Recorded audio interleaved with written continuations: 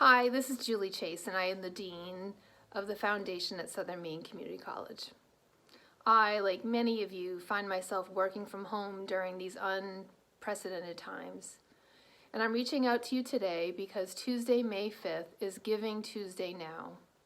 Giving Tuesday is a global day of giving and unity, and it is being held in response to the unprecedented need during COVID-19.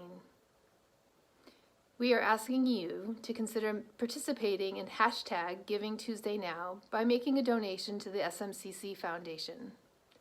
Many of our students are facing tremendously difficult financial times due to the current circumstances, and many find themselves faced with making the decision between continuing their education, putting food on their table, or paying bills. They are eager and willing to learn, but need financial support to be able to do so. Your donation will provide emergency funds to SMCC students to help them reach their goals, better their lives, and fulfill Maine's workforce needs. We hope that you will be able to participate in hashtag Giving Tuesday Now on Tuesday, May 5th. And I wish you and your loved ones health, safety, and happiness.